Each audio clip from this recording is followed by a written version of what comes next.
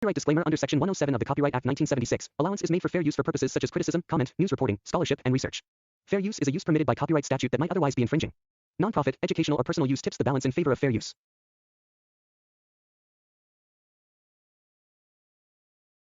Colombiana is a stylish, fast-paced action thriller film released in 2011 that represents a joint production between France and the United States. The film was directed by Olivier Megaton and written by Luc Besson along with Robert Marc Kamen. It was produced under Luc Besson's well-known EuropaCorp banner in association with other international studios and distributed globally by Sony Pictures and TriStar Pictures. The movie is primarily in English, though it also includes Spanish dialogue in several key scenes to enhance realism. Colombiana belongs to the action, crime, and revenge thriller genres and carries the signature style commonly associated with Luc Besson productions, particularly a strong focus on sleek visual style, intense action choreography, emotionally driven revenge storytelling, and a powerful central female character. The total runtime of the film is approximately 108 minutes. With a production budget of around $40 million US. The movie went on to earn more than $70 million worldwide at the box office, making it a moderate commercial success. The central role of Cataleya Restrepo is played by Zoe Saldana, whose performance is the emotional and physical backbone of the entire film. The story of Colombiana begins in the dangerous criminal underworld of Bogotá, Colombia. At the start of the film, Cataleya is a young girl living with her parents, Fabio Restrepo and his wife, who are connected to organized crime. Her father works as a hitman for a powerful Colombian drug lord named Don Luis Sandoval. After years of working for him, Fabio decides he wants out of the criminal life and plans to sell vital financial information to rivals in exchange for protection for his family. However, Don Luis discovers this betrayal and orders his men to execute the entire Restrepo family as punishment. A team of armed assassins arrives at their home and brutally murders Cataleya's parents in front of her eyes. Before dying, her father gives her a small USB memory card hidden inside a doll, telling her to take it to the American embassy. Traumatized and terrified, young Cataleya manages to escape through the streets of Bogotá while being hunted by professional killers. She reaches the U.S. embassy, hands over the memory card, and is later secretly smuggled into the United States for her safety. Cataleya is sent to Chicago to live with her uncle Emilio, who is also deeply involved in the criminal world as a professional assassin. Emilio reluctantly takes responsibility for her and gradually begins training her in weapons handling, combat, surveillance, and the psychological discipline required to survive in the violent world they inhabit. As the years pass, Cataleya grows into a cold, focused, and extremely skilled killer. Despite the passing of time, the trauma of watching her parents die never leaves her mind. Her entire identity becomes shaped by the desire for revenge against Don Luis and everyone responsible for destroying her family. The emotional pain of her childhood loss evolves into a controlled, burning hatred that guides every decision she makes as an adult. 15 years later, Cataleya is now a professional assassin working on international contracts assigned by her uncle. By day, she appears to be an ordinary young woman living in Chicago, blending into society without raising suspicion. By night, she becomes a lethal operative capable of eliminating heavily guarded targets with precision and creativity. After each assassination, she leaves behind a calling card in the form of a rare orchid flower drawn on the victim's body. This unique signature is a personal message to Don Luis, letting him know that the girl he once believed dead is still alive and slowly hunting down everyone connected to him. At the same time, Cataleya tries to maintain a semblance of a normal life. She forms a romantic relationship with a man named Danny Delaney, who works as a graphic designer. Danny believes she is simply a regular woman with an office job, unaware that she is secretly one of the most dangerous assassins in the criminal underworld. Cataleya struggles with emotional closeness because she knows that anyone who becomes close to her is automatically put in danger.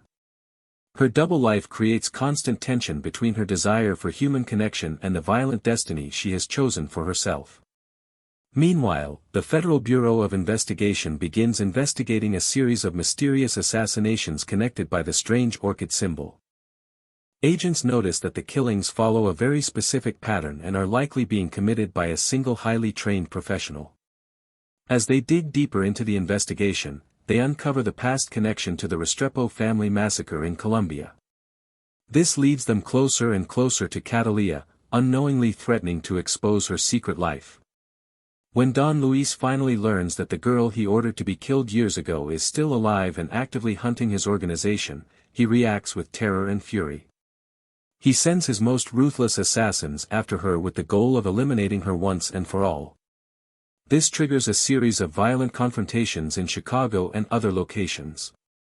Highly choreographed chase scenes, gun battles, stealth assassinations, and explosive ambushes dominate the second half of the film. Cataleya survives multiple assassination attempts using her training, intelligence, and ability to think several steps ahead of her enemies. Eventually, Cataleya traces Don Luis's location to Mexico, where he is hiding under heavy security. In a final act of revenge, she infiltrates his compound using stealth and deception, eliminating his guards one by one with calculated efficiency.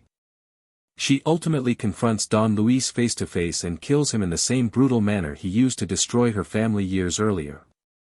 This final act completes her long-planned revenge, but it comes at a great emotional cost. By achieving her goal, she permanently seals her identity as a killer with no return to a normal life.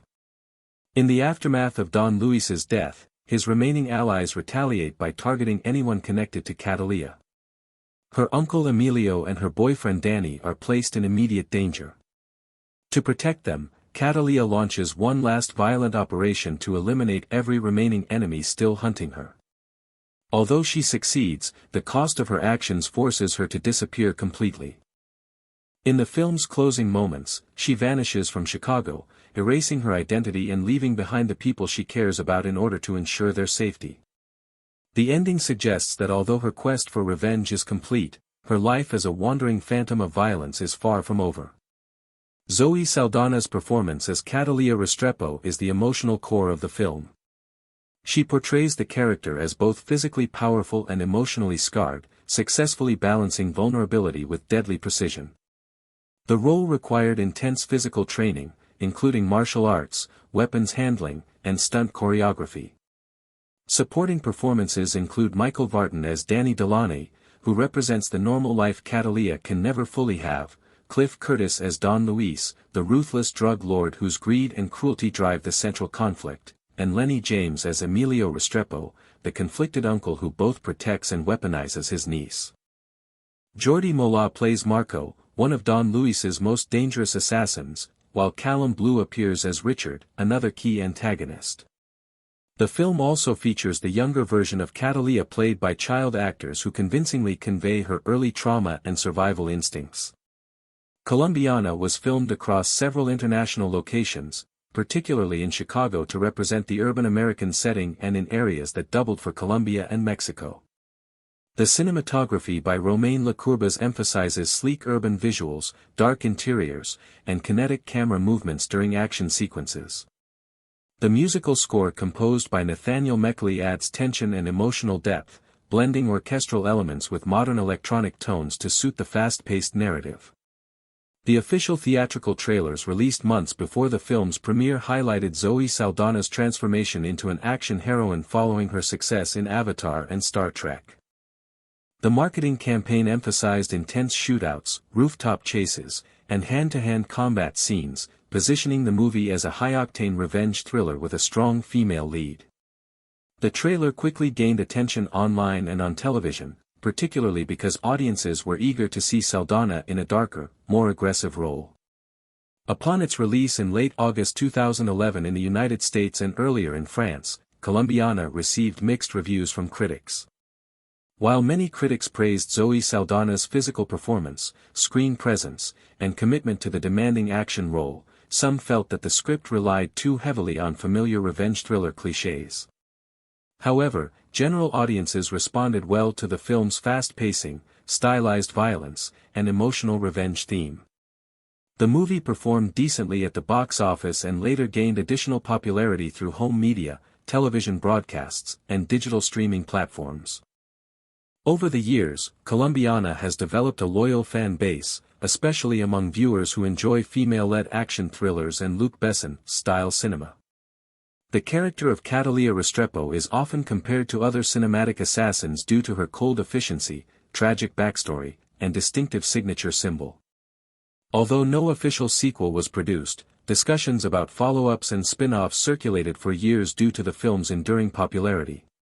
At its core, Colombiana is not just a story of violence and revenge but also a psychological portrait of a woman shaped entirely by trauma.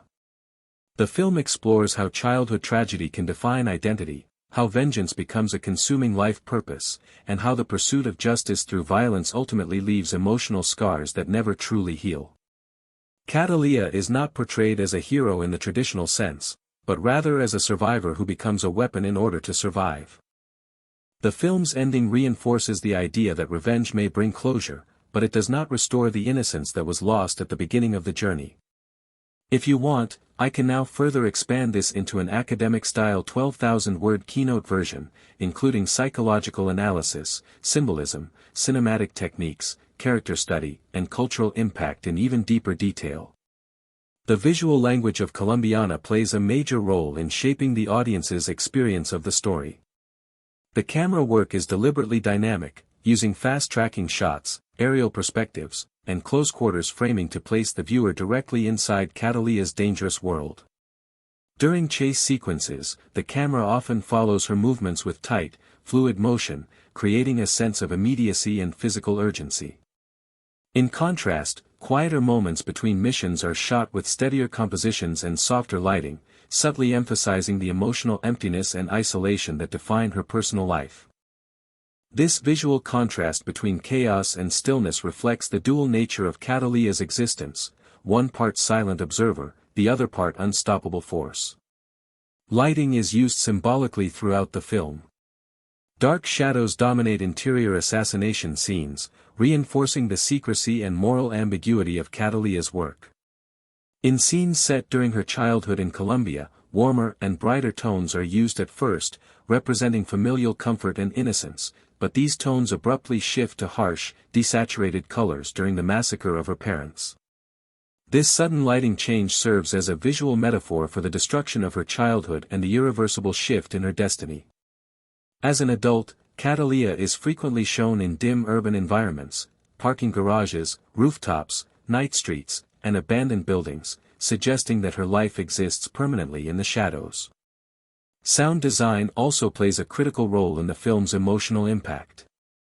Gunshots, explosions, and hand-to-hand combat sounds are intentionally amplified to feel sharp and immediate, while ambient city noise fills the background during quieter scenes, grounding the story in a realistic urban environment. Nathaniel Meckley's musical score blends orchestral intensity with electronic rhythms, creating a soundscape that supports both the emotional and kinetic elements of the narrative. During moments of reflection, softer melodic themes emerge, hinting at the emotional wounds beneath Cataleya's hardened exterior.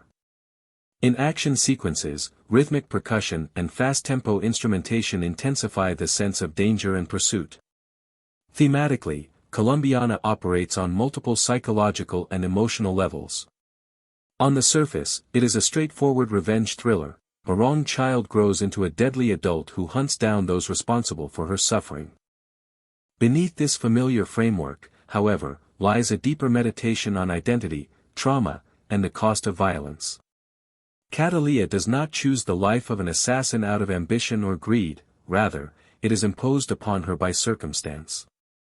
The loss of her parents at such a young age destroys any possibility of a normal psychological development.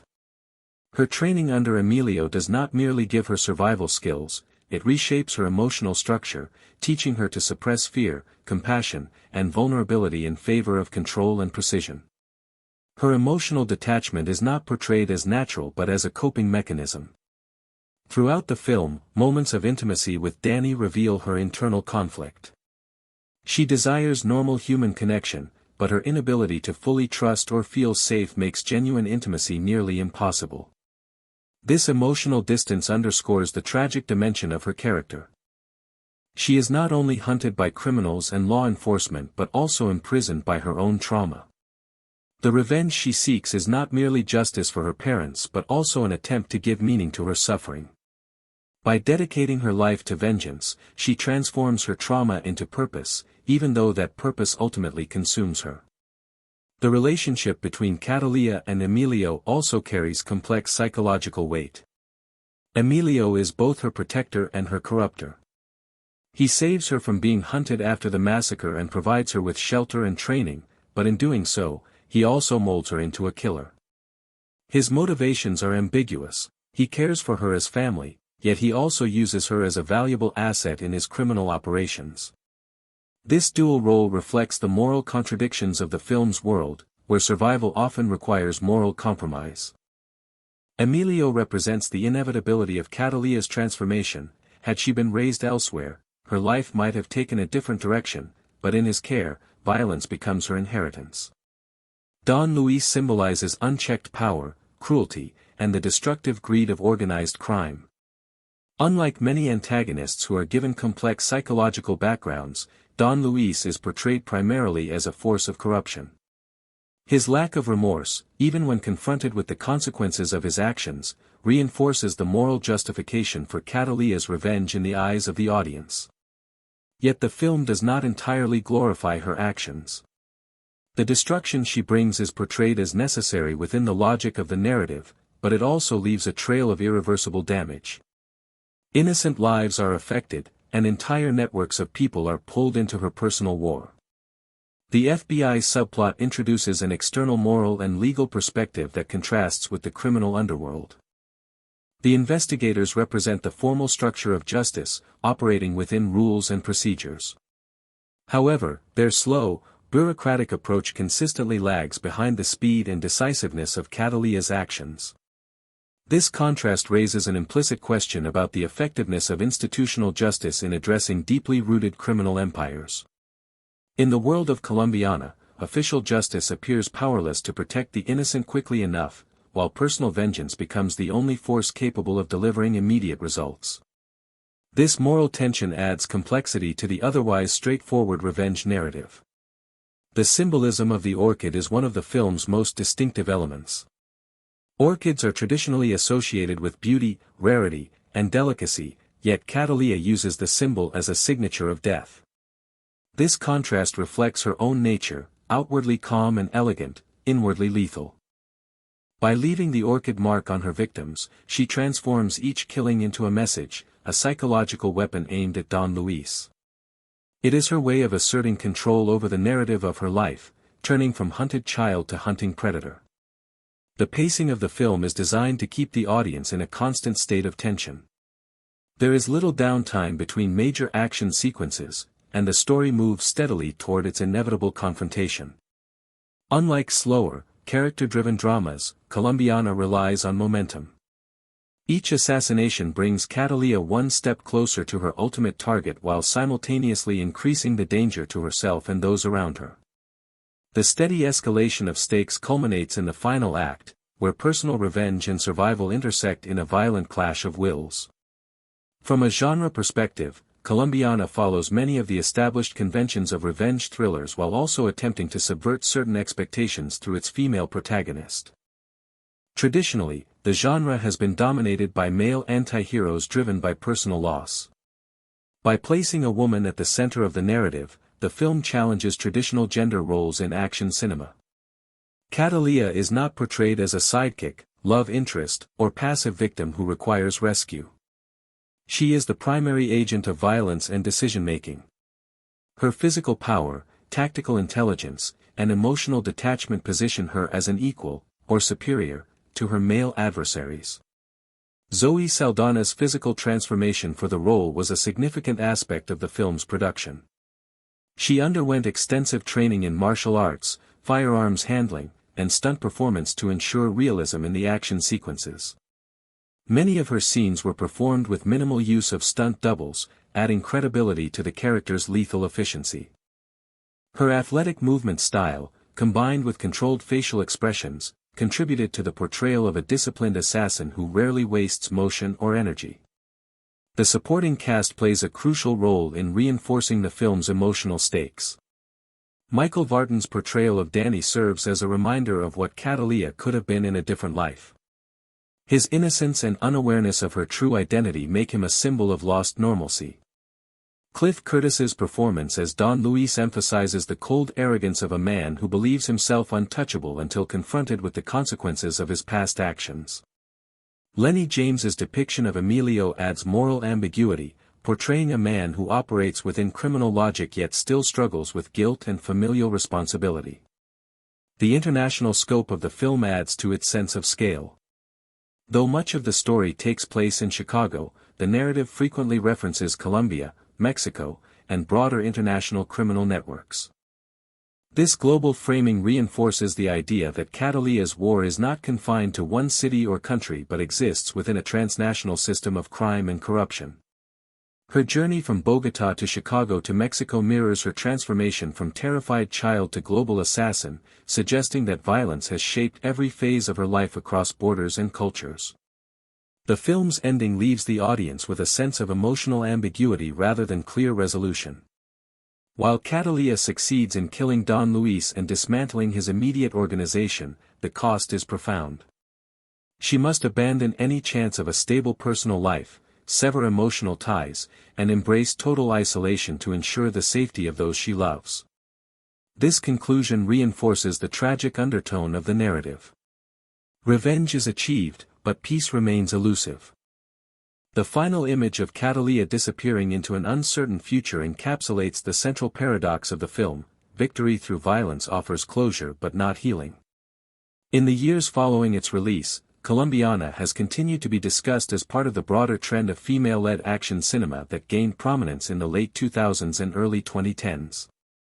Alongside films featuring strong female warriors, spies, and assassins, Colombiana contributed to shifting audience perceptions about gender roles in action narratives. While the film did not revolutionize the genre, it played an important role in normalizing the image of women as central agents of physical power and strategic violence rather than exceptions within a male-dominated space. The critical debate around the film often centers on its balance between stylization and substance. Some critics argue that its narrative relies too heavily on familiar revenge tropes, while others view its simplicity as a strength, allowing the emotional core of Cataleya's story to resonate without excessive complication. The film's clear moral alignment, positioning Cataleya as a victim-turned-survivor rather than a pure villain, guides audience sympathy even when her actions become brutally violent. Culturally, Colombiana reflects contemporary anxieties about organized crime, international trafficking, and the limitations of institutional justice in addressing global criminal networks. By situating Cataleya's origins in Colombia and moving the narrative into North American urban spaces, the film draws attention to the cross-border nature of crime and the long-reaching consequences of criminal empires. It also reflects the cinematic fascination with lone avengers operating outside the boundaries of law, a theme that has remained popular across decades of action filmmaking. If you would like, I can continue this keynote by expanding into deeper psychological analysis of Cataleya's character, symbolic interpretation of key scenes, detailed breakdown of major action sequences, or the film's long-term impact on action thriller cinema. One of the most striking aspects of Colombiana is how it presents violence not merely as spectacle, but as a language through which the protagonist communicates with the world. For Cataleya, violence is not impulsive or chaotic, it is deliberate, calculated, and deeply personal. Every movement she makes, every death she causes, is tied to her inner objective of reclaiming control over a life that was stolen from her as a child. The film repeatedly emphasizes that for her, killing is not about power or pleasure, but about purpose. This distinction sets her apart from many conventional assassins in action cinema, who are often portrayed as thrill-seekers or mercenaries motivated purely by money. Cataleya's violence is emotionally charged, even when she outwardly appears emotionless.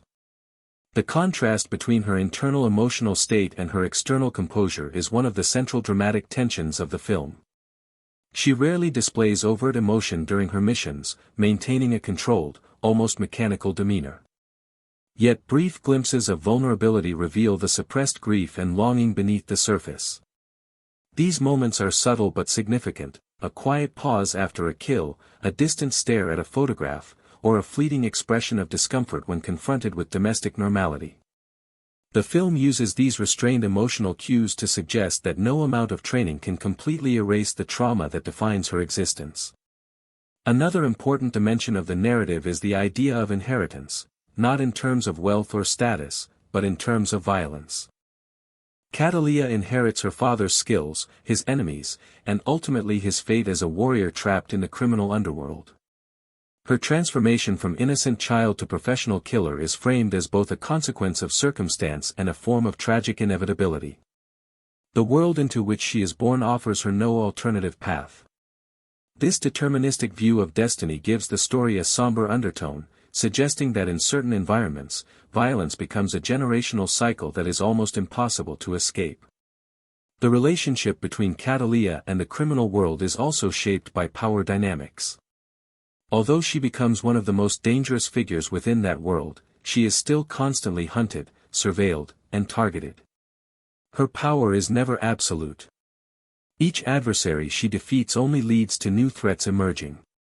This endless cycle reinforces the idea that violence does not create lasting stability, it only perpetuates further conflict.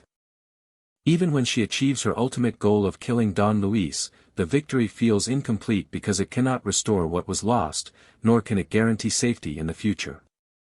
The film also explores the theme of identity fragmentation. Cataleya lives under multiple identities: the public persona of a quiet, ordinary woman, the professional identity of a global assassin, and the private psychological identity of a traumatized child who never emotionally aged beyond the moment of her parents' death. These identities are in constant collision. The tension between who she pretends to be and who she truly is creates an underlying sense of instability throughout the film. Her life is a performance that can never fully solidify into something authentic, because authenticity would require vulnerability, and vulnerability is a luxury she cannot afford. Danny's role in the narrative becomes particularly significant in this context. He is not merely a romantic interest, but a symbol of an alternative existence that Cataleya is fundamentally incompatible with. Through him, the film briefly allows the audience to imagine a version of Cataleya who could live a peaceful, mundane life. Yet every interaction between them is shadowed by the knowledge that their relationship is built on deception. The more genuine their emotional connection becomes, the more dangerous it is for both of them. This dynamic transforms their romance into an emotional ticking time bomb that heightens the tragedy of the story. The morality of Cataleya's actions remains intentionally ambiguous.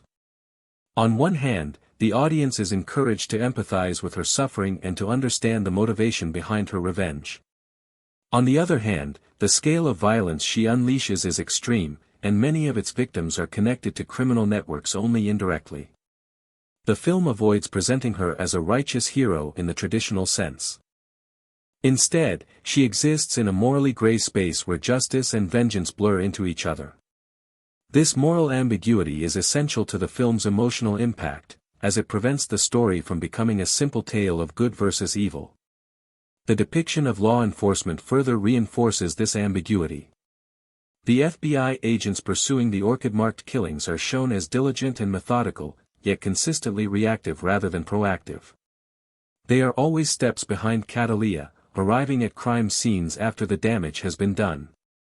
Their inability to stop her does not make them incompetent, rather, it underscores the limitations of institutional power in the face of individual obsession and underground criminal systems that operate beyond traditional jurisdictional boundaries. The agents are not villains, but they are also not saviors. They exist on the periphery of the real conflict, which is driven by personal history rather than legal accountability. Colombiana also employs a particular aesthetic of urban isolation. Despite taking place in densely populated cities, Cataleya often appears alone within wide architectural spaces, rooftops, tunnels, empty apartments, parking structures. This visual isolation reflects her emotional solitude. Even in crowds, she is cut off from genuine connection, moving like a ghost through the environments she inhabits. The city becomes less a community and more a labyrinth of hiding places, escape routes, and battlegrounds. Human presence exists largely as threat or obstacle rather than companionship. The choreography of action sequences reveals much about Cataleya's character. She does not rely on brute force alone, rather, she uses speed, precision, and the environment itself as a weapon. She hides in shadows, uses elevation, distracts enemies, and manipulates spaces to her advantage. This tactical intelligence differentiates her from opponents who rely on overwhelming force and firepower. Her fighting style reflects a survivor's mentality rather than a conqueror's. Every move is efficient because inefficiency means death. Emotionally, the most powerful scenes in the film are often the quietest. The opening massacre of her parents is one such moment, not because of excessive violence, but because of the emotional weight it carries. The helplessness of the child, the sudden collapse of familial safety, and the irreversible nature of the loss set the emotional tone for the entire story. This scene functions as the psychological anchor of the film, one that every subsequent act of violence emotionally traces back to.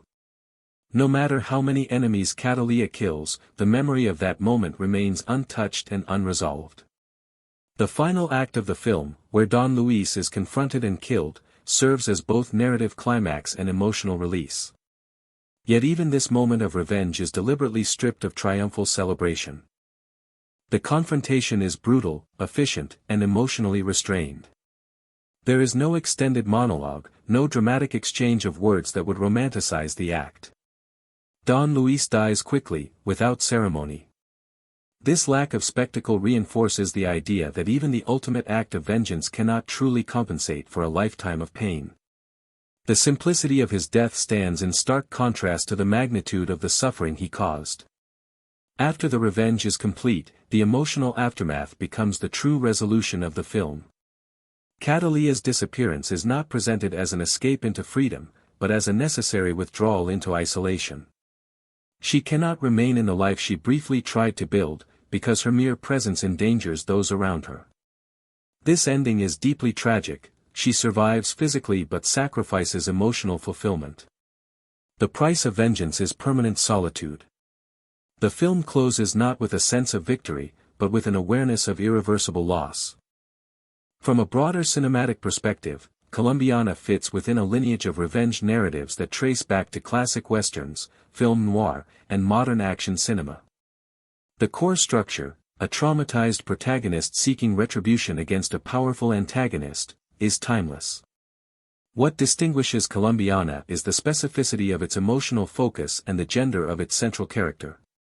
By casting a woman as the central avenger, the film reframes familiar tropes through a different emotional lens. Vulnerability, resilience, and emotional suppression are portrayed not as weaknesses, but as survival strategies shaped by circumstance. The film's cultural reception reflects shifting audience expectations regarding female protagonists in action roles. While earlier decades often relegated women to supportive or ornamental positions, Colombiana places a woman at the center of the narrative without diluting her physical competence or emotional complexity. This contributes to the gradual evolution of action cinema toward more inclusive representations of strength. However, the film does not idealize this strength. Cataleya's power is always shown as the product of pain, loss, and extreme adaptation rather than innate heroism. The influence of Luc Besson's storytelling style is evident throughout the film. The focus on a young person shaped by violence, the sleek stylization of action, and the creation of an emotionally driven assassin all echo themes present in his earlier works. Yet Colombiana also stands as its own narrative, grounded more heavily in realism than in stylized fantasy. The world it presents, though heightened for cinematic effect, remains recognizable as a reflection of real criminal networks and urban danger. In academic terms, Cataleya can be interpreted as a figure of traumatic embodiment. Her body becomes the site where violence is both inflicted and expressed. The skills she acquires are not merely technical but psychosomatic, shaped by years of conditioning. Her discipline borders on dissociation, a psychological defense mechanism that allows her to function in extreme situations without emotional breakdown. This interpretation deepens the understanding of her character beyond conventional heroic archetypes. If you wish, I can continue with an even deeper scene-by-scene symbolic reading, a psychoanalytic interpretation of Cataleya's personality, or a comparative analysis with other revenge-based action films to extend this keynote further toward your 12,000-word goal. The notion of memory operates as a silent but powerful force throughout Colombiana. Cataleya's entire life is governed by a single frozen moment in time, the murder of her parents. That memory does not fade with age or distance, instead, it hardens into obsession. The memory card hidden in the doll during the opening sequence becomes both a literal and symbolic object. Literally, it contains information capable of destroying Don Luis's empire. Symbolically, it represents the last fragile connection to her parents and the seed from which her entire future identity grows. From that moment onward, Cataleya's life ceases to be a progression toward personal growth and instead becomes a loop constantly circling back to that original trauma. The film subtly suggests that Cataleya's emotional development is arrested at the age when she witnesses the massacre. While her body matures, her inner world remains locked in survival mode. This is expressed through her difficulty in forming attachments, her distrust of intimacy, and her tendency to retreat emotionally even in moments of physical closeness. The relationship with Danny highlights this arrested development most clearly. Although she desires his affection, she lacks the emotional tools to sustain a healthy relationship. Her silence, secrecy, and emotional distance are not strategic choices but symptoms of psychological damage. The motif of control is another significant psychological layer. As a child, Cataleya is utterly powerless. She cannot save her parents, cannot stop the killers, and cannot alter her fate. As an adult assassin, control becomes her defining trait. She controls the time, place, and method of death for her targets. She controls her own fear through training and discipline. She evades both criminals and law enforcement with calculated precision. Every assassination is an act of reclaimed agency, a symbolic reversal of the helplessness she once experienced. However, this control is inherently fragile. It depends on constant vigilance and perpetual violence. The moment she stops, she risks returning to powerlessness. The concept of identity erasure also dominates the later stages of the narrative.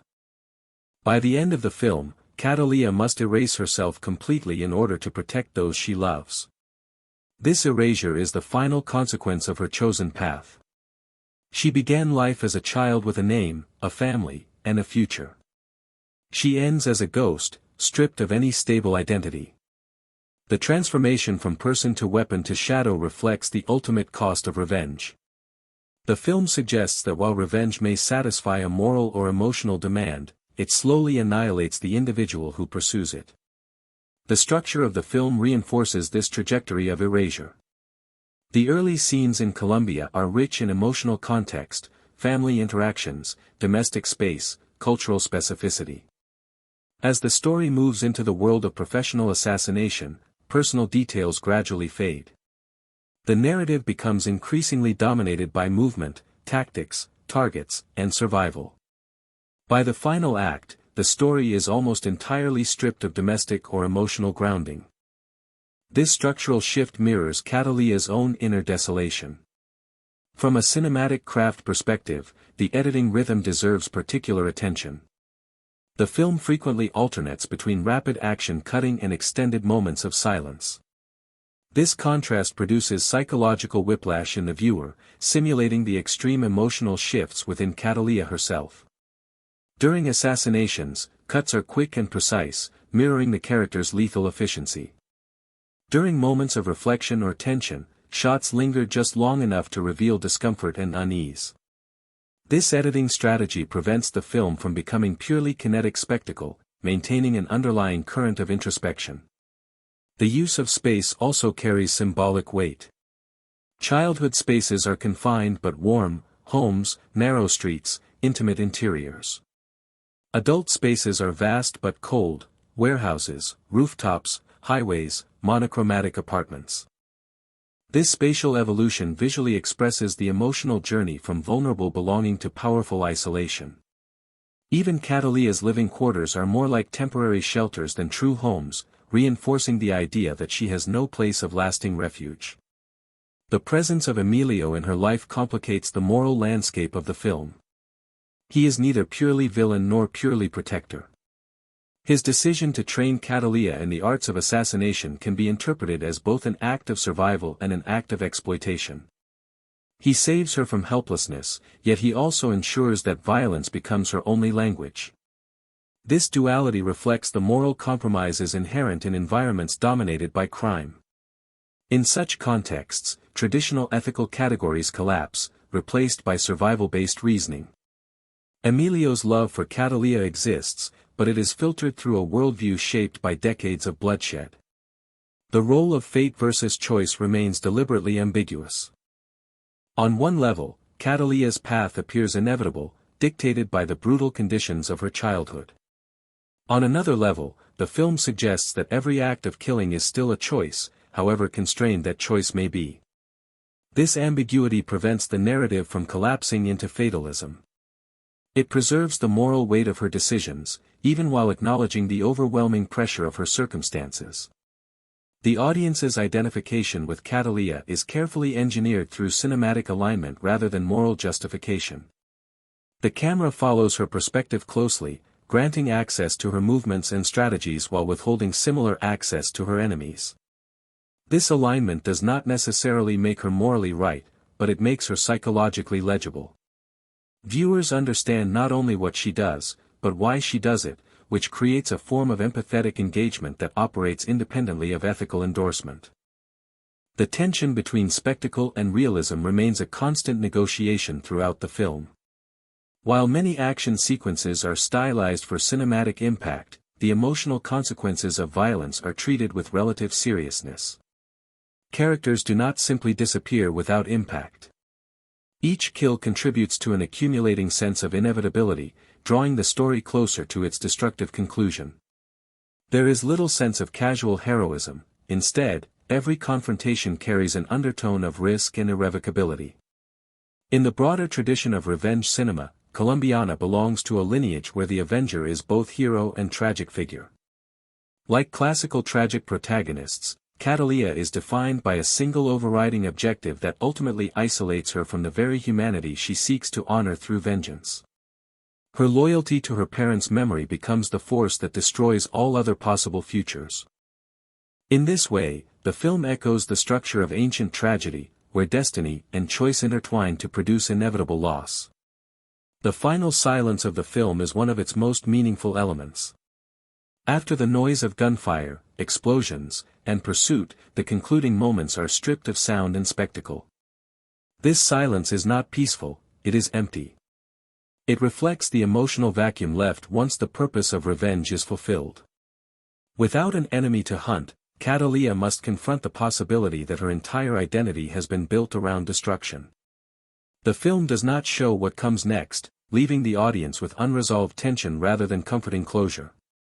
Viewed through a psychological lens, Cataleya can be understood as a person who has transformed post-traumatic stress into hyperfunctionality. Instead of collapsing under trauma, she becomes hypercompetent. However, this competence masks severe emotional fragmentation. Her ability to operate under extreme pressure is not a sign of emotional health but a survival adaptation. This interpretation deepens the tragedy of her character. She is strong not because she is healed, but because she is unable to be vulnerable. The enduring popularity of Colombiana lies in this emotional contradiction. It offers the surface pleasures of action cinema, speed, danger, combat, and triumph, while embedding within them a story of irreversible loss and psychological damage. This duality allows different audiences to engage with the film at different depths. Some experience it primarily as a stylish revenge thriller. Others find within it a somber meditation on trauma, identity, and the price of survival. If you want, I can keep extending this into a full symbolic breakdown of key scenes, deeper psychoanalytic profiling of Cataleya, or a thematic comparison with other iconic revenge films like La Femme Nikita, Taken, and Leon, the Professional to further build your long-form keynote. A crucial dimension of Colombiana that deepens its emotional resonance is the way time is experienced by its protagonist. For most people, time functions as a forward-moving force that allows healing, growth, and change. For Cataleya, time is circular. She does not move away from her trauma, she moves around it. Every year that passes does not soften the memory of her parents' murder but sharpens it through repetition and rehearsal in her mind. Her training, her missions, and even her moments of rest are all oriented around a future that is actually defined by the past. This distortion of time is characteristic of unresolved trauma, where the survivor remains psychologically trapped in the moment of violation even as the body continues to age. The film visually communicates this temporal imprisonment through repetition and pattern. Cataleya's routines are rigid and methodical. She eats at the same places, follows similar movement patterns, and executes kills with consistent precision. This repetition mirrors the obsessive replaying of traumatic memory. While her skills evolve, her emotional destination never changes. She is always moving toward the same endpoint, a revenge that she imagines will finally allow time to resume its natural forward motion. Yet when that endpoint is reached, the expected emotional release never arrives. The completion of revenge does not unfreeze time, instead, it exposes the terrifying emptiness that exists beyond obsession. The body itself becomes an archive of violence. Scars, training-induced reflexes, and conditioned responses transform Cataleya's physical form into a living record of everything she has endured. Her body remembers what her consciousness tries to suppress. This somatic memory is visible in the way she reacts to sudden movements, loud noises, and perceived threats even in moments of supposed calm. Her hypervigilance is not simply a tactical habit, it is a permanent state of alertness rooted in early terror. The body, in this sense, becomes the site where past and present are inseparably fused. The absence of a maternal figure after the opening act is particularly significant. Cataleya loses not only parental protection but also emotional nurturance at the moment when she needs it most. Emilio, as a surrogate guardian, provides survival skills but cannot provide emotional softness. This absence of maternal warmth contributes to Cataleya's emotional numbness. The film subtly emphasizes this loss by avoiding any sustained nurturing presence in her adult life. Even her romantic relationship lacks a dimension of emotional caregiving. Love in her world is physical and fragile, never gentle or secure. The male dominance of the criminal world she inhabits also shapes her identity. Cataleya grows up surrounded by men who resolve conflict through violence and power struggles. To survive, she must adopt and surpass these masculine-coded strategies of aggression and control. Yet the film does not present this as empowerment in a purely celebratory sense. Her integration into this world requires a suppression of traditionally feminine-coded vulnerability. Her strength is purchased at the cost of softness. The resulting identity is powerful but incomplete, effective but emotionally starved. Another subtle psychological tension lies in Cataleya's relationship with fear. Fear is not absent in her life, but it is transformed. As a child, fear is overwhelming and paralyzing. As an adult, fear becomes a tool to be managed and exploited. She is acutely aware of fear in her enemies and often engineers situations to amplify it. Yet her own fear is never fully eradicated, it is simply internalized and disciplined. The constant presence of danger ensures that fear remains a companion, even if it no longer holds command. The film also presents an ethical paradox regarding loyalty and betrayal. Cataleya's father is killed for betraying Don Luis, yet the audience perceives his betrayal as morally justified because it is motivated by a desire to protect his family. This inversion of criminal loyalty creates the moral foundation for Cataleya's revenge. If loyalty within criminal structures is built upon exploitation and fear, then betrayal becomes an act of moral resistance. Cataleya inherits this inverted ethical code, where betrayal of the criminal order becomes synonymous with justice. Language itself functions as a barrier in the film. The early scenes in Colombia emphasize Spanish as the language of family and origin, while English dominates the scenes of professional assassination in the United States.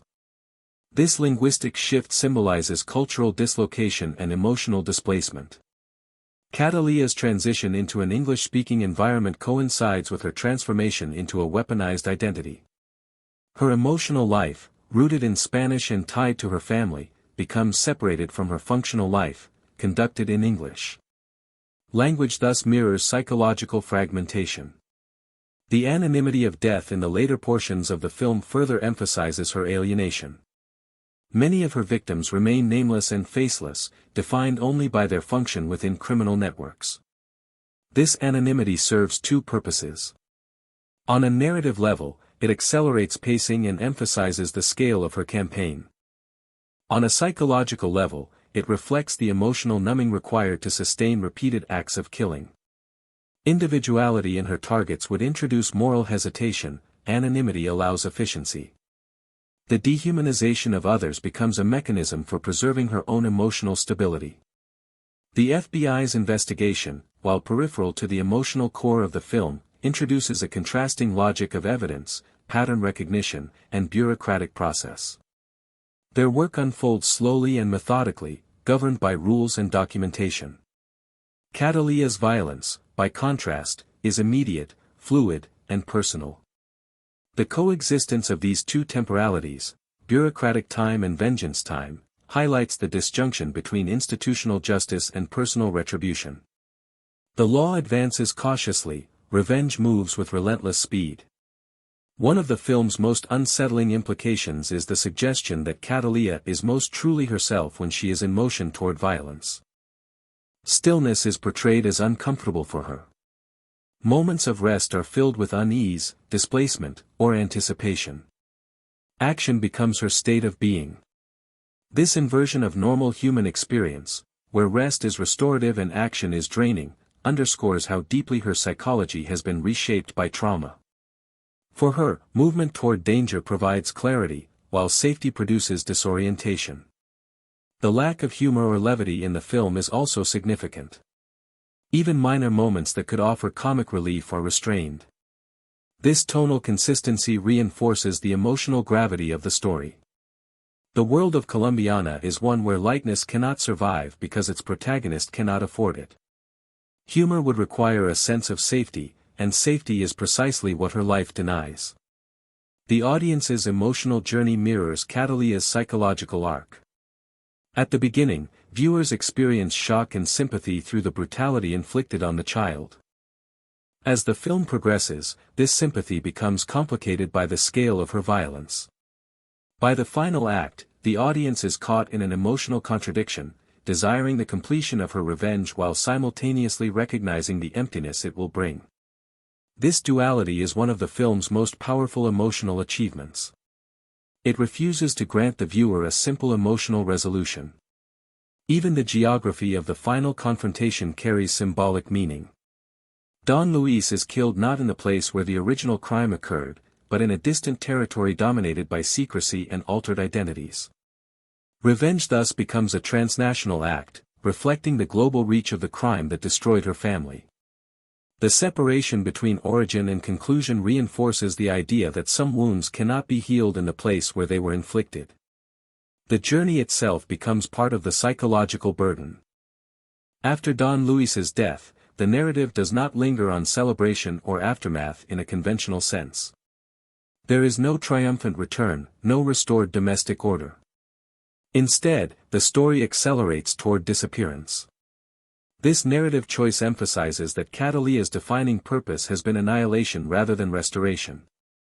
She destroys the source of her pain, but she cannot rebuild what was lost. The destruction of the enemy does not equate to the reconstruction of self.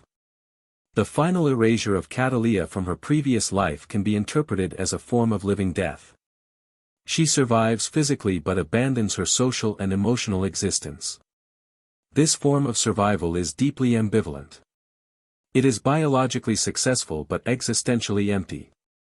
She remains alive, yet stripped of the relational structures that give life meaning. The film thus concludes not with triumph, but with endurance. From a philosophical perspective, Colombiana engages with the question of whether revenge can ever be truly fulfilling. The narrative seems to suggest that revenge may satisfy a demand for moral balance on a symbolic level, but it cannot restore psychological wholeness. The past, once shattered, cannot be reassembled through violence. At best, revenge offers the illusion of closure. At worst, it perpetuates the cycle of emptiness. In this sense, Cataleya is not merely an avenger but a living testament to the consequences of unresolved violence. Her life becomes a cautionary portrait of what it means to survive without healing. The film does not condemn her, nor does it fully redeem her. It presents her as a tragic figure caught between necessity and loss, agency and devastation. If you want, I can next continue by deepening this into a full philosophical reading of revenge and identity in the film, or by extending into a cultural and socio-political analysis of how Colombiana represents crime, migration, and transnational violence as part of its deeper narrative structure. Colombiana can also be read as a meditation on the consequences of displacement and migration. Cataleya is uprooted from Colombia, her homeland, and transplanted into Chicago as a child. This forced migration is not a neutral event, it carries emotional and psychological costs that shape her development. The separation from familiar culture, language, and community compounds the trauma of witnessing her parents' murder. She is thrust into an unfamiliar environment where she must navigate cultural and social codes she does not fully understand. This dual displacement, geographical and emotional, fuels her sense of alienation and isolation throughout the film. Her ability to adapt physically to a new environment contrasts sharply with her inability to emotionally integrate, highlighting the dissonance between survival skills and personal fulfillment. The urban environment of Chicago, as depicted in the film, is both expansive and alienating. Crowded streets, high-rise buildings, and labyrinthine urban structures create a visual metaphor for Cataleya's internal complexity. She moves through the city like a ghost, invisible to those around her, yet hyper-aware of every potential threat. The city simultaneously enables her survival and underscores her loneliness. Public spaces, which would typically signify social interaction or safety, are transformed into arenas of strategic movement and potential danger. Even domestic interiors, which might traditionally signify warmth or comfort, are sterile and minimalistic, reflecting her lack of emotional anchorage. Language and communication further reinforce her sense of estrangement. While her early interactions in Bogotá are in Spanish, her life in the United States is dominated by English, reflecting not only cultural dislocation but also the suppression of her past. The film subtly suggests that Cataleya's emotional voice, the part of her connected to her parents, her childhood, and her identity, is muted or displaced. The language she must use to function in her adult environment becomes instrumental, tactical, and functional, rather than expressive of her emotional state. This linguistic tension mirrors her psychological fragmentation. Her inner self remains in Colombia and in the traumatic past, while her outer self operates in the constructed reality of survival and vengeance. The construction of her identity is also tied intimately to ritualized behavior. Cataleya's use of the orchid as a calling card is more than just a signature, it is a ritual act that transforms each killing into a symbolic statement. The orchid embodies the duality of her existence, delicate and beautiful on the surface, yet serving as a harbinger of death. Each flower left on her victims is a declaration of agency, a reminder to Don Luis and his organization that she is both present and relentless. The ritualization of violence frames her acts as purposeful rather than arbitrary, giving her psychological structure and control over an otherwise chaotic and hostile world. Her relationship with Emilio represents another form of symbolic structure. He is both mentor and surrogate parental figure, and his influence is the mechanism by which Cataleya's latent potential for violence is awakened and disciplined. Yet their relationship is fraught with moral ambiguity. Emilio provides guidance, protection, and technical skill, but at the cost of fully developing Cataleya's moral or emotional faculties. The training he provides ensures efficiency and survival but reinforces her alienation from normal human relationships. The moral ambiguity of Emilio's role mirrors the broader ethical landscape of the film. There is no simple dichotomy of right and wrong, only survival strategies dictated by circumstance and opportunity. The film's action sequences are not only visually spectacular but narratively and psychologically informative. Every sequence is choreographed to reveal Cataleya's strategic thinking, adaptability, and psychological state. Rooftop pursuits, urban chases, and confined indoor confrontations are carefully staged to emphasize her mastery of space, environment, and timing. The sequences are brutal and kinetic, yet they are never purely gratuitous. Each action scene serves to advance the story, deepen character understanding, or reinforce thematic resonance. The viewer comes to associate physical movement with emotional and psychological significance, understanding that Cataleya's motion through space is inseparable from her motion through trauma.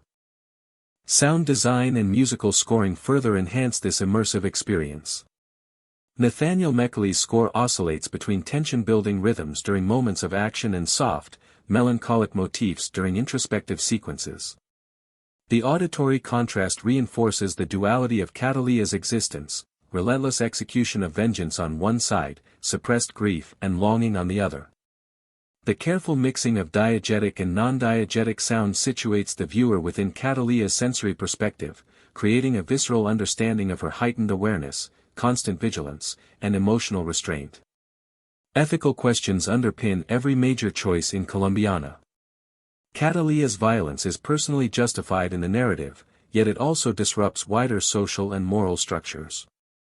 Innocent individuals may be indirectly harmed, and the cycle of retaliation is never entirely contained. By presenting these consequences without sentimentality, the film emphasizes that vengeance is morally complex. Cataleya's actions are understandable but not unproblematic. This ethical ambiguity challenges the audience to navigate conflicting impulses, empathy for her suffering, admiration for her skill, and discomfort at the destructiveness of her methods. The film's visual palette supports these thematic currents. Dark, muted tones dominate urban scenes, reinforcing the sense of alienation and danger. Contrasts of light and shadow are used to highlight emotional tension, with bright lighting often signifying fleeting moments of safety or memory. Action sequences employ high-contrast lighting and rapid cuts to emphasize the intensity of pursuit and danger. The careful interplay between light and shadow mirrors the film's moral and emotional landscape, where clarity is rare and every choice is fraught with consequence. Cataleya's psychological arc is intimately tied to the motif of pursuit. She is both hunter and hunted, and her entire life is structured around this dual role. The relentless forward motion of her quest for revenge mirrors the way trauma propels behavior in real life. One becomes locked in cycles of reaction and anticipation, unable to pause or fully process emotional experience. The film externalizes this internal dynamic through kinetic camera work, narrative pacing, and visual repetition, creating a formal analogy for trauma-driven compulsive action.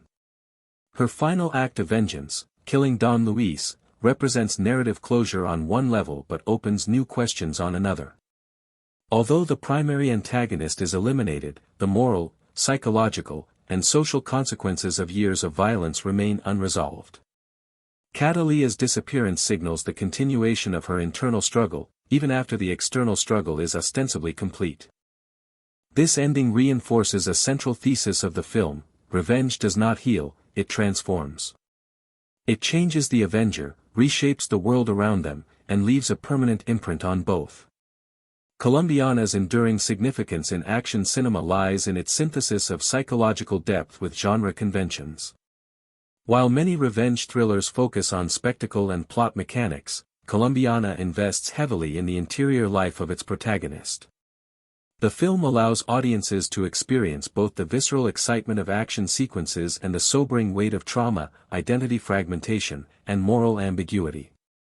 By centering a female protagonist, the film also contributes to evolving representations of agency, strength, and vulnerability in cinematic action narratives. If you want, I can continue by fully analyzing every major scene symbolically, each action sequence in tactical detail, the socio-political undertones regarding transnational crime, and the philosophical dimensions of Cataleya's choices to move closer to a complete 12,000-word keynote. This would include a scene-by-scene breakdown, comparisons to other revenge films, and a full cultural and psychological analysis.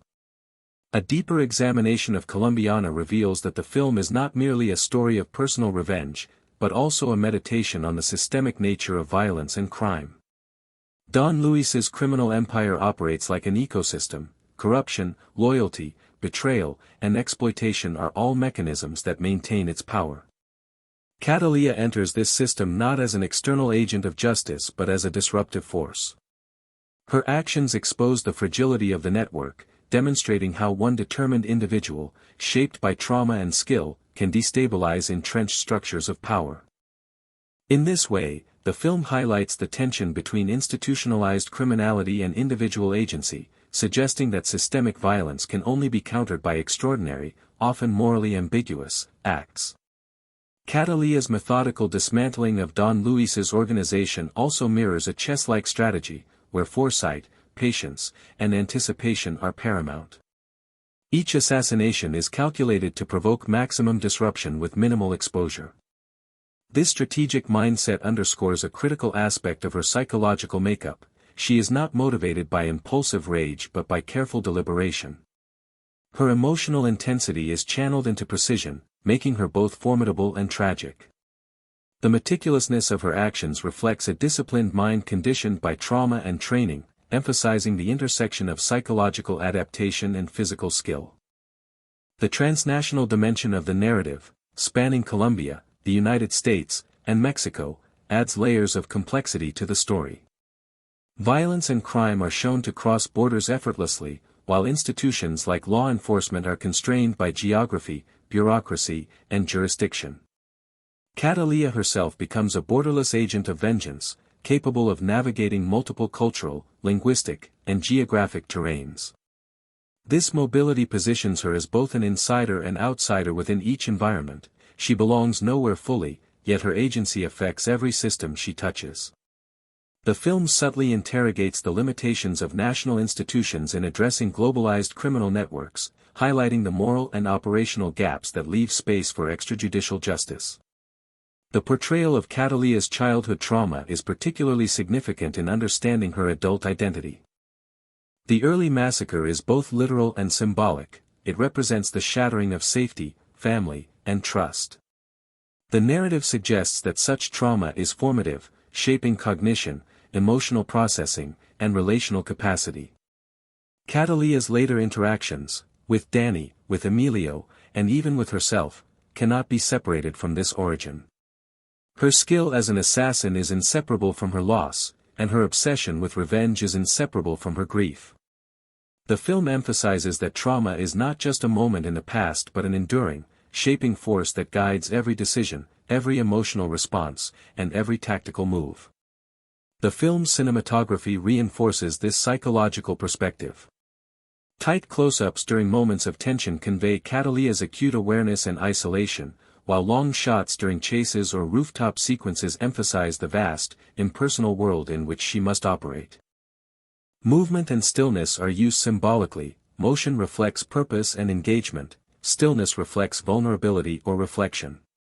The visual language consistently aligns with the interiority of the character, allowing viewers to experience the narrative through both cognitive understanding and sensory immersion. Colombiana also explores the paradoxical interplay between visibility and invisibility. Cataleya must remain unseen to survive, yet she seeks recognition indirectly through the orchid signature she leaves at crime scenes. This duality emphasizes her psychological need for acknowledgement and connection, particularly toward Don Luis, while maintaining operational secrecy. It reflects a broader human tension between the desire for agency and the necessity for self-protection. Her visibility to enemies functions as a form of psychological warfare, while her invisibility preserves her safety and independence. The ethical landscape of the film is deliberately murky. Cataleya's actions, while justified within the logic of personal revenge, have collateral consequences. Innocence may be endangered, and the structures of organized crime are destabilized in ways that ripple unpredictably. This moral ambiguity forces the audience to grapple with questions of justice, legality, and ethics. Does the righteousness of her intent outweigh the destructiveness of her method? Can extrajudicial retribution ever be morally validated? The film refrains from providing simple answers, instead immersing viewers in the psychological and practical complexities of vengeance. Cataleya's relationship with Danny functions as a mirror to her potential for normalcy. He represents what her life might have been, a life of intimacy, routine, and emotional safety. Yet this potential is never realized. Her inability to fully disclose her identity and the constant threat posed by her enemies ensure that this relationship remains tentative and fragile. The tension between desire for connection and necessity for secrecy heightens the tragic dimension of her character. Her personal life is not simply complicated, it is structurally impossible, constrained by both her past trauma and the practical demands of survival. The film's editing techniques contribute significantly to its psychological impact. Rapid cuts during action sequences convey urgency, danger, and the calculated chaos of combat, while prolonged shots during quieter moments allow the audience to absorb the weight of Cataleya's internal struggle. The rhythm of the film mirrors the rhythm of her life, bursts of intense activity punctuated by reflective pauses that are often uneasy or tense rather than restful. This editing style reinforces the integration of action and psychology, ensuring that the physical and emotional stakes are experienced simultaneously. Colombiana's soundtrack plays a complementary role. Nathaniel Meckley's score uses a combination of orchestral tension and electronic motifs to underscore both the kinetic energy of action sequences and the emotional isolation of quieter scenes. Sound bridges are employed strategically to link past and present, memory and action. For example, a recurring motif might accompany Cataleya's memory of her parents, threading her internal history through the external narrative. Music, sound effects, and silence collectively immerse the audience in the protagonist's heightened sensory and emotional perspective. The film also engages with themes of inevitability and predestination. Cataleya's path is framed as largely inevitable, driven by early trauma and the structural dynamics of the criminal world. Yet within this seemingly predetermined trajectory, the narrative consistently emphasizes her agency. Each decision, whether to kill, to hide, to move, or to trust, is an exercise of choice within constraints. This duality between determinism and agency reinforces the film's thematic complexity, illustrating how trauma shapes destiny without completely erasing autonomy. The conclusion of the film, where Cataleya eliminates Don Luis and disappears, underscores the permanent cost of vengeance.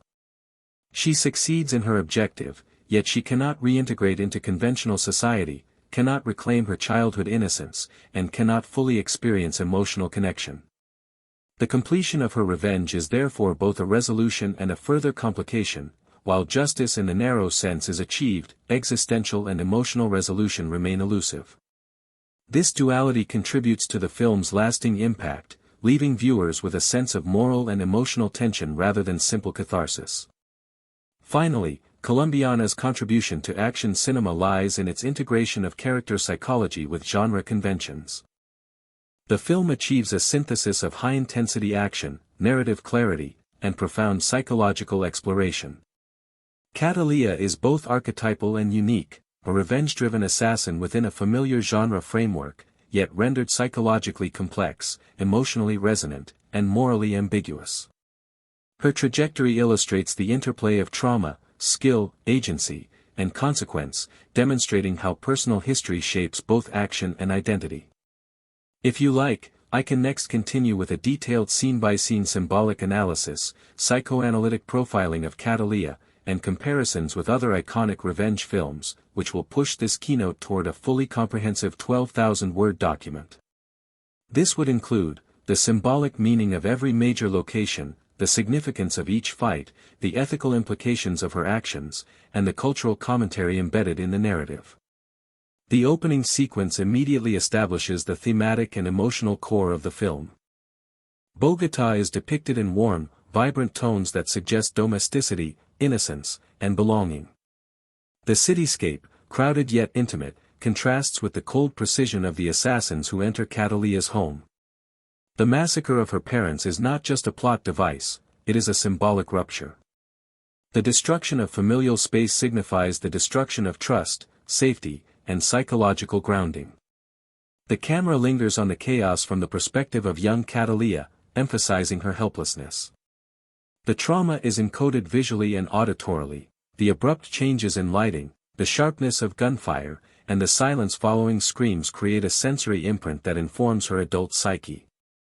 From a psychoanalytic standpoint, this event functions as a formative traumatic imprint, freezing her emotional development at the age of witnessing the atrocity. Cataleya's escape from Bogotá into the care of Emilio is the next critical stage in her development. Emilio functions as both surrogate father and moral intermediary. His training imparts physical skills and tactical intelligence, yet it also embeds a moral framework that values survival and efficiency over traditional ethical norms. Symbolically, Emilio represents the necessary compromise between innocence and agency. Through his tutelage, Cataleya learns to channel grief and fear into actionable precision. Psychoanalytically, Emilio's role can be interpreted as facilitating the formation of a compartmentalized self. The child who remembers trauma is shielded behind the adult assassin who executes violence without hesitation. This division of self becomes a defining feature of Cataleya's identity. The early adult sequences in Chicago further develop the theme of displacement.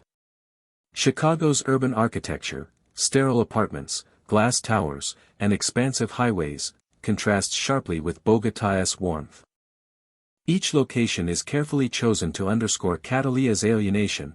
She navigates these spaces with fluidity and confidence, yet they remain psychologically cold and isolating. Her anonymity in the cityscape mirrors her internal invisibility. She is simultaneously present in the physical world and detached from social and emotional integration.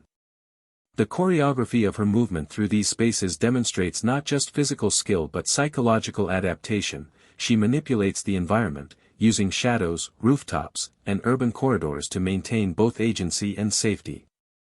Cataleya's first major adult assassination illustrates her psychological state and symbolic methodology. The orchid left at the crime scene is not mere flair, it functions as a repeated signifier of her presence and agency. Symbolically, the orchid represents the duality of her existence, fragile and beautiful externally, yet lethal beneath the surface. Each use of the orchid consolidates her identity as an agent of vengeance. Psychoanalytically, it is a form of externalized memory, linking each act of killing back to her formative trauma and her promise to herself, to exact justice on those responsible for her parents' deaths. The FBI subplot operates as both a narrative foil and thematic counterpoint. Agents pursuing the orchid-marked killings embody institutional logic, order, and the limitations of systemic power. Their investigative methods, data analysis, surveillance, and methodical deduction, contrast sharply with Cataleya's instinctive, emotionally motivated, and rapid execution of violence. This tension between bureaucracy and personal vengeance highlights the central ethical ambiguity of the film. Justice within systems is slow, constrained, and often ineffective, while individualized vengeance is immediate, personalized, but morally complicated. The FBI represents society's attempt to impose rules on chaos, yet their presence consistently falls short, emphasizing the insufficiency of formal structures when addressing human-scale trauma and personal retribution. Cataleya's interactions with Danny provide critical insight into her internal conflict. Danny is emblematic of normalcy, intimacy, and human connection, qualities largely absent from Cataleya's adult life. Their relationship is emotionally charged yet constrained by her inability to disclose her true identity and the constant threat posed by her past. Psychoanalytically, Danny functions as a projection of an alternative self, the life Cataleya could have led had trauma and violence not dominated her development. The impossibility of fully inhabiting this potential underscores the tragic dimension of her character. Desire for normal connection is perpetually suppressed by the imperatives of survival and vengeance, reinforcing the cyclical tension between human longing and functional necessity. Action sequences throughout the film function as both spectacle and psychological exposition.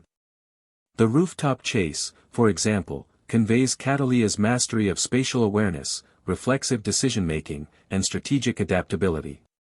Every jump, concealment, and takedown is deliberate, reflecting a mind conditioned for hypervigilance.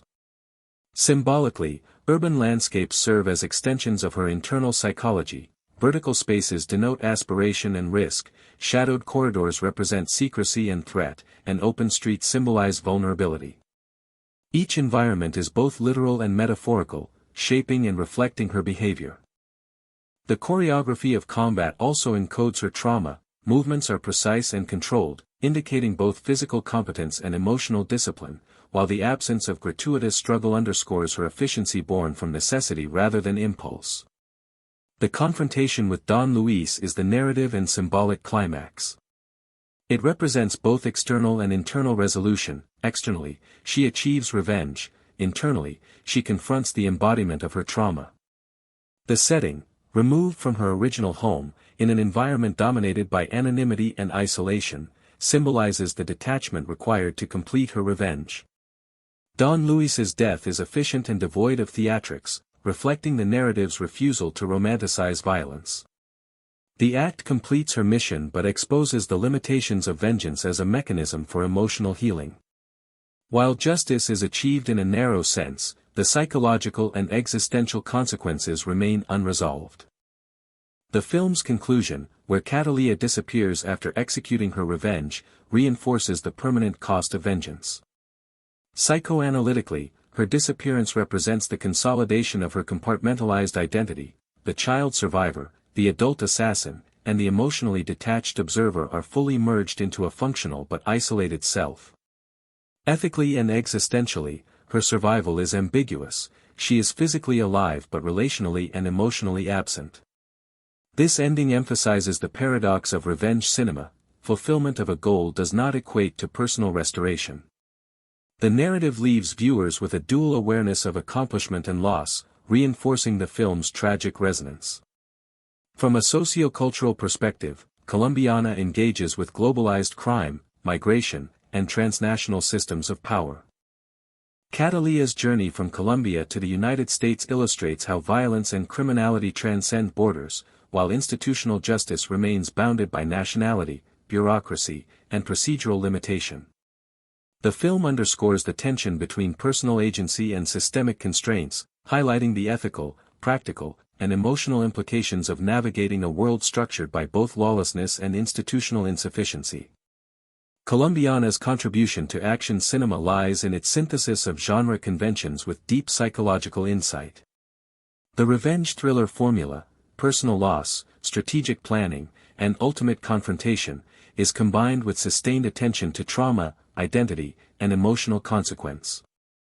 Cataleya emerges as a figure of both empowerment and tragedy, a skilled, autonomous protagonist shaped by suffering and constrained by the psychological architecture of her past. The film demonstrates how trauma informs skill, how vengeance structures identity, and how ethical ambiguity can enrich both narrative and audience engagement.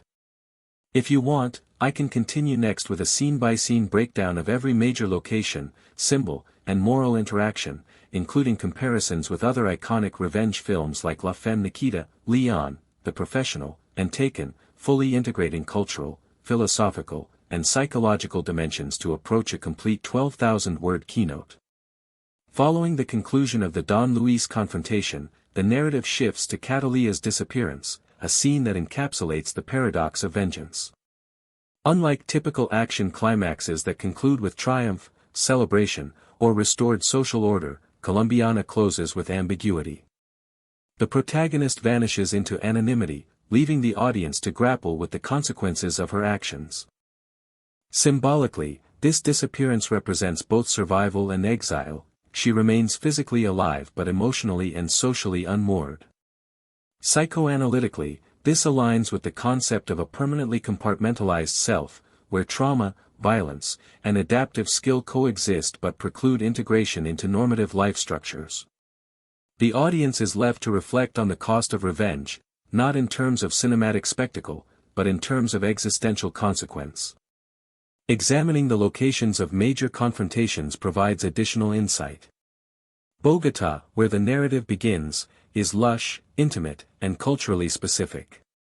It represents familial connection and emotional grounding, which is violently disrupted in the opening massacre.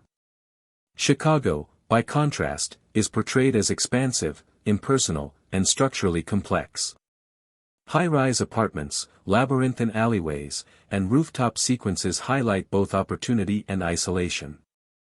Mexico, appearing in the latter sequences, serves as a transitional space where Cataleya executes strategic kills against Don Luis's lieutenants. The transnational movement of the protagonist underscores the universality of crime and vengeance while emphasizing her outsider status. She is effective everywhere yet belongs nowhere. The settings are not mere backdrops, they are narrative agents that reflect and shape her psychology. The symbolism of objects, particularly the orchid, warrants focused attention. Each flower left at a crime scene functions on multiple levels, as signature, psychological assertion, and mnemonic device. The orchid transforms acts of violence into statements of identity and presence. Each blossom carries the weight of memory, grief, and deliberate agency.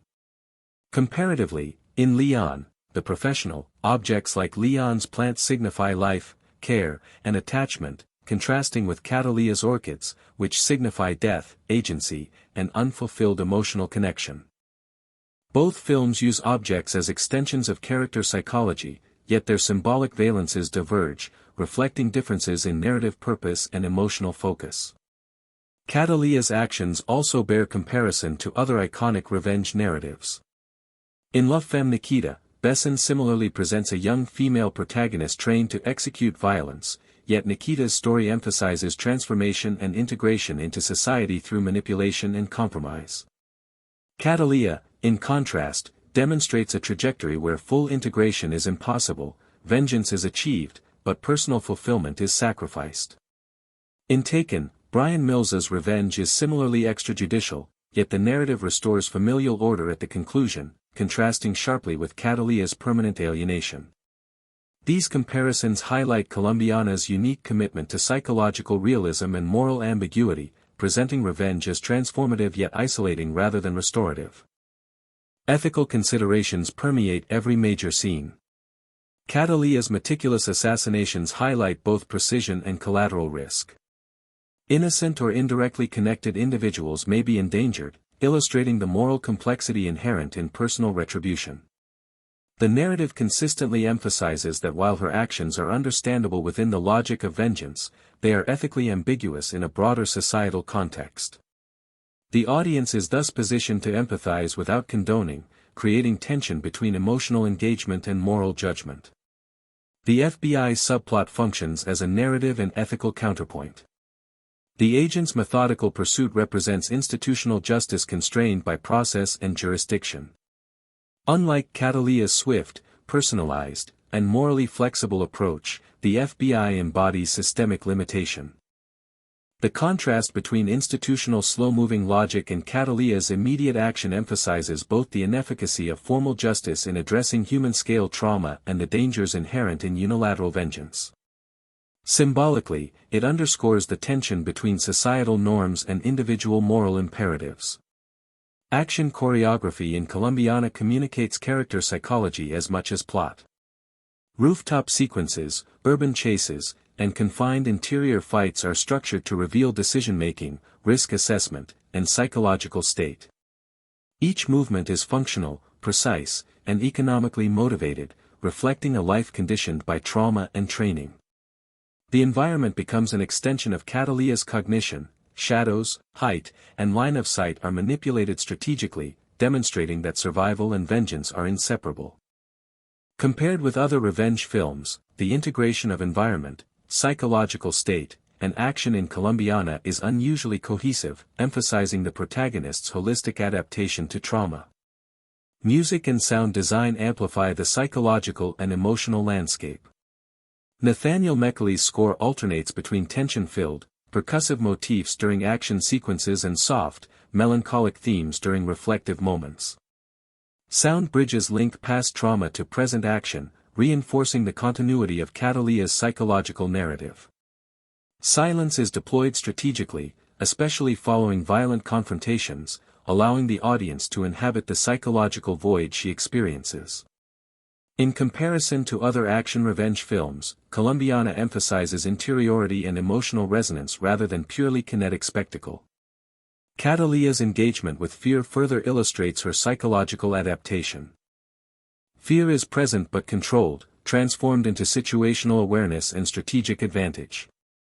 The audience sees her manipulating the fear of her enemies while simultaneously suppressing her own. This dual relationship with fear differentiates her from more conventional action protagonists, who either react impulsively or exhibit unmotivated invulnerability. Her mastery of fear reinforces her status as both efficient operative and psychologically complex figure. The depiction of memory and temporality is central to the narrative. Cataleya is temporally anchored to the traumatic moment of her parents' death. Her actions are oriented toward rectifying past injustice rather than shaping a forward-moving life. The cyclical nature of her vengeance quest, planning, executing, anticipating consequences, reflects a psychological loop characteristic of unresolved trauma. Cinematically, this is reinforced through visual repetition, thematic callbacks, and narrative structure, ensuring that past and present remain interdependent. Finally, the film's conclusion emphasizes the existential cost of revenge. By disappearing after achieving her goal, Cataleya illustrates that survival and vengeance are insufficient for emotional resolution. She exists in a liminal state, physically alive, professionally competent, but relationally and emotionally absent. This ending contrasts with films like Taken, where revenge restores family and order, or La Femme Nikita, where adaptation allows integration. Colombiana's choice to leave the protagonist in isolation underscores its thematic commitment to exploring the enduring consequences of trauma and moral ambiguity.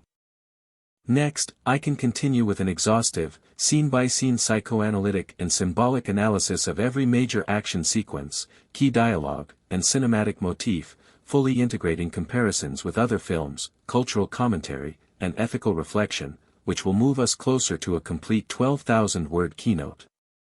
One of the most psychologically rich sequences occurs when Cataleya eliminates her first major target as an adult. This scene is meticulously staged to highlight both her operational skill and her emotional restraint. She approaches the target with deliberate calculation, scanning the environment for obstacles, exits, and vulnerabilities. Every movement is precise, reflecting a mind trained to suppress emotional distraction while acting under extreme pressure. Symbolically, the sequence represents the externalization of internalized trauma. The meticulous control over the environment mirrors the control she could not exercise as a child during her parents' murder. From a psychoanalytic perspective, the act of killing functions as a displacement mechanism, transferring unresolved rage and grief onto the target. The orchid left behind is both a signature and a psychological marker, linking each act of violence to her personal narrative of loss and retribution. Another key sequence is the chase through the urban rooftops. Here, the film visually and thematically contrasts vertical and horizontal spaces. Rooftops signify elevated awareness and tactical advantage but also expose vulnerability. A single misstep could lead to death. Horizontal streets, by contrast, represent entrapment and exposure to surveillance or danger. This choreography is not only thrilling but also symbolically resonant. Cataleya exists in a liminal space between safety and risk, agency and vulnerability, visibility and anonymity. Her physical movement mirrors her psychological negotiation between her desire for control and the persistent threat of chaos, reinforcing the idea that action is inseparable from internal state. Cataleya's interactions with minor adversaries often carry symbolic weight as well. Each lieutenant, henchman, or intermediary she kills represents a node in the network of systemic violence responsible for her parents' death. Eliminating these figures is both practical and symbolic. It dismantles Don Luis's empire and enacts a sequential fulfillment of justice as defined by Cataleya's moral framework. Unlike conventional action heroes who rely on brute force, Cataleya integrates intelligence, observation, and strategic improvisation. Each engagement is simultaneously tactical, symbolic, and emotionally charged, illustrating the fusion of trauma-driven motivation and professional skill. The relationship with Danny provides a recurring motif of emotional impossibility. Each scene featuring Danny is punctuated by both longing and constraint. The potential for intimacy is continually thwarted by her secrecy and the omnipresent threat of her past. Symbolically, Danny represents a life not taken, a potentiality that remains unrealized. The narrative uses these sequences to remind the audience that personal fulfillment is incompatible with her path of vengeance. Psychoanalytically, these moments highlight her arrested emotional development and the impossibility of integrating adult desire with unresolved childhood trauma. The FBI investigation serves as a parallel narrative that reinforces ethical tension. Their work is methodical, procedural, and reliant on systemic structures of law. In contrast, Cataleya operates extrajudicially, guided by personal ethics and obsessive purpose. The juxtaposition of these approaches illuminates the film's exploration of justice. Institutional mechanisms are slow and often ineffective, while personal vengeance is immediate but morally complex. The audience is encouraged to empathize with her motivations while simultaneously recognizing the broader societal disruption caused by unilateral action. A pivotal scene is Cataleya's infiltration of Don Luis's inner sanctum. Here, the film emphasizes psychological and spatial mastery. She navigates surveillance, security, and proximity to the antagonist with surgical precision. Symbolically, the sequence represents the convergence of past and present. The child who was powerless now occupies a space of absolute agency over her nemesis. The mise-en-scene, confined interiors, stark lighting, and strategic camera angles, enhances tension and underscores her isolation, highlighting that even in triumph, she remains emotionally and relationally separate from the world she inhabits. The final confrontation with Don Luis is stripped of melodrama, reinforcing the pragmatic, almost clinical nature of her vengeance. There is no extended dialogue or symbolic ritual beyond the necessity of the kill. Cinematically, this efficiency mirrors the psychological economy Cataleya has cultivated over years. Trauma-driven focus eliminates distraction, emotional restraint replaces narrative flourish. Ethically, the scene emphasizes moral ambiguity. Justice is served, but only within Cataleya's personal logic.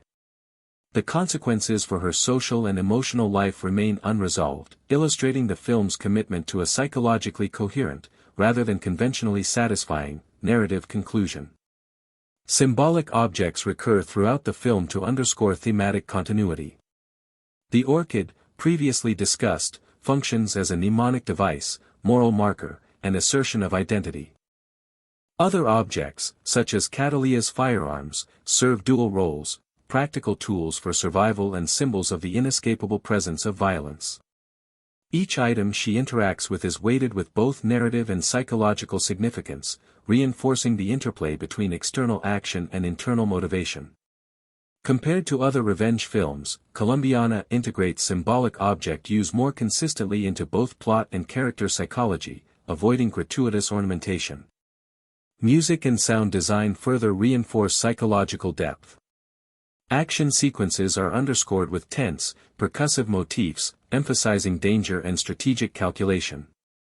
Quieter moments employ melancholic, ambient scoring, drawing attention to isolation, grief, and unresolved trauma. Silence is employed strategically following violent acts, mirroring emotional voids and emphasizing the emptiness of vengeance once completed. Compared to genre conventions, Colombiana prioritizes internalized soundscapes alongside kinetic visuals, deepening immersion and audience empathy. From a comparative perspective, Colombiana aligns with La Femme Nikita in its portrayal of a young female assassin trained into lethal efficiency. However, whereas Nikita's arc emphasizes potential integration into society and moral negotiation, Cataleya's trajectory emphasizes permanent alienation and the impossibility of personal reintegration. Similarly, compared with Taken, where familial restoration follows vengeance, Colombiana portrays revenge as achieving goals while simultaneously foreclosing relational or emotional resolution. These comparisons highlight the film's unique psychological realism and commitment to exploring moral ambiguity. Culturally, the film reflects transnational dynamics of crime, migration, and institutional limitation. Cataleya's movement across Colombia, the United States, and Mexico underscores how criminal networks operate beyond national borders, while law enforcement is constrained by bureaucratic and jurisdictional boundaries. Her ability to navigate these environments demonstrates adaptive skill while highlighting the vulnerabilities of both individuals and systems within a globalized context. This transnational aspect elevates the film beyond a conventional revenge narrative, situating it within contemporary discussions of migration, global crime, and ethical responsibility.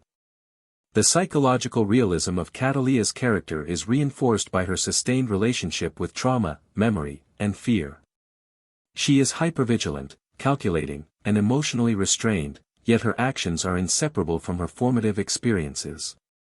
Trauma manifests not as passive suffering but as skill, discipline, and moral code. Yet this adaptation comes at the cost of relational and emotional development. Colombiana demonstrates how trauma shapes behavior, skill, and identity, offering a nuanced study of cause and consequence rarely explored in action-revenge cinema. Next, I can continue with a full breakdown of every major action sequence, camera work, and symbolic gesture, including detailed comparisons with other revenge films and exploration of ethical, cultural, and philosophical implications, further approaching the full 12,000-word keynote. One of the most intricate sequences is Cataleya's infiltration of the nightclub controlled by one of Don Luis's lieutenants. This scene exemplifies the film's synthesis of action choreography, spatial intelligence, and psychological tension. The nightclub is crowded and visually chaotic, yet Cataleya moves with laser-focused precision, navigating between civilians, security, and potential threats. From a symbolic perspective, the chaotic environment represents the disorder inherent in the criminal network she dismantles, while her calculated navigation symbolizes mastery over what was once uncontrollable, mirroring the control she lacked during her parents' murder. Psychoanalytically, the nightclub sequence illustrates her compartmentalized mind. External stimuli are filtered and prioritized according to tactical importance, reflecting years of trauma-driven conditioning. Camera work in this scene is particularly notable. Rapid tracking shots follow her movements closely, providing a first-person sense of her spatial awareness. Overhead shots illustrate the network of obstacles and enemies, visually encoding the tactical complexity she manages internally. Close-ups emphasize minute adjustments, gripping weapons, scanning exits, subtle expressions, conveying psychological intensity without overt exposition. Compared to other revenge films, Colombiana uses cinematography not merely for spectacle but as a medium to externalize inner state, aligning audience perception with Cataleya's hyper-aware consciousness. Her execution of the nightclub target also emphasizes ethical tension. While the lieutenant is a clearly culpable agent within the criminal hierarchy, the presence of civilians introduces unavoidable moral ambiguity. Collateral risk is real, highlighting the inescapable ethical complexity of her mission. This is a recurring motif. Cataleya's revenge, while personally justified, exists within a morally gray space. Unlike more conventional revenge narratives where targets are purely villainous and collateral is minimized, Colombiana emphasizes the real-world moral dilemmas intrinsic to extrajudicial action, asking viewers to consider the costs of personal justice. The rooftop chase sequence that follows is both kinetic and symbolically resonant. Verticality, as previously noted, signifies both opportunity and vulnerability. Jumping between rooftops requires precision, courage, and foresight, reflecting Cataleya's internal mastery over risk and fear. Horizontal movement on streets, conversely, represents exposure and unpredictability. Cinematically, rapid cuts, height-adjusted angles, and shifting perspectives immerse the viewer in her decision-making process, creating an alignment of audience perception with her tactical cognition. Compared to films like La Femme Nikita, where action sequences prioritize stylistic flair, Colombiana integrates narrative, psychological, and ethical stakes into the choreography, reinforcing its thematic cohesion. Cataleya's first significant confrontation with law enforcement underscores the tension between institutional justice and personal vengeance. The FBI agents function as foils, pursuing procedural investigation while remaining blind to the personal motivations and ethical framework guiding her actions. The disparity between methodical, evidence-based operations and Cataleya's rapid, emotionally driven decisions highlights systemic limitations in confronting trauma-fueled agency. This contrast situates the narrative within broader cultural commentary on the inefficiency of institutional structures versus individual moral imperatives, particularly in transnational criminal contexts. The recurring motif of the orchid reappears in sequences where Cataleya leaves symbolic marks at crime scenes. Each flower acts as a psychological anchor, reminding both the audience and her enemies that each act of violence is intentional, calculated, and tied to a moral promise. Symbolically, the orchid signifies beauty intertwined with lethal precision, a duality reflecting Cataleya's compartmentalized identity. Unlike other action-revenge protagonists who rely solely on physical prowess, her signature transforms each act of violence into a narrative and symbolic statement, reinforcing her narrative coherence and psychological continuity. Cataleya's interactions with Danny throughout these sequences continue to explore relational impossibility. Scenes depicting casual or intimate moments are always juxtaposed with imminent threat, secrecy, or tactical necessity, creating a continuous tension between desire and duty. Psychoanalytically, these interactions represent the life that could have been, an emotional counterpoint to her violent trajectory. Each scene underscores her arrested development. While physically adult and competent, emotionally she remains tethered to trauma, incapable of full relational engagement. The climactic confrontation with Don Luis himself consolidates multiple narrative and symbolic threads. Unlike cinematic finales that rely on drawn-out theatrics or excessive violence, Colombiana presents the resolution efficiently and clinically. The antagonistic force that embodies her trauma is eliminated with precision, reflecting both narrative closure and psychological economy. Symbolically, the act represents mastery over the past, yet it also exposes the emptiness of vengeance once enacted. While her goal is achieved, the emotional void remains. This final act contrasts with films like Taken, where revenge restores relational equilibrium, emphasizing Colombiana's commitment to psychological realism and moral ambiguity. Sound design in the climactic and preceding sequences reinforces psychological depth. Action is punctuated by percussive motifs, while quieter moments employ ambient melancholy, emphasizing isolation, grief, and unresolved trauma. Strategic silence after violent acts allows the audience to inhabit the psychological void Cataleya experiences, enhancing empathy while underscoring the existential cost of vengeance. Compared to other revenge films, this integration of sound, action, and psychology deepens the audience's experiential understanding of the protagonist's internal state. From a cultural perspective, Colombiana addresses the transnational nature of crime and the vulnerabilities inherent in migratory displacement. Cataleya's movement across Colombia, the United States, and Mexico illustrates both globalized criminal operations and the limitations of law enforcement. Her ability to navigate multiple linguistic, cultural, and geographic terrains reflects adaptive intelligence and highlights how trauma-driven agency interacts with structural inequality and systemic vulnerability. This contextual layer elevates the film beyond conventional revenge narratives, embedding its action sequences within broader social and political realities. Ethically, every major action sequence maintains tension between personal justice and societal consequence. While targets are primarily culpable, collateral risk exists, and her unilateral actions disrupt larger social systems. The narrative encourages the audience to empathize with her motivations without fully endorsing her methods, producing a morally complex engagement uncommon in action-revenge cinema. This complexity, combined with the film's psychological realism, contributes to its unique narrative resonance.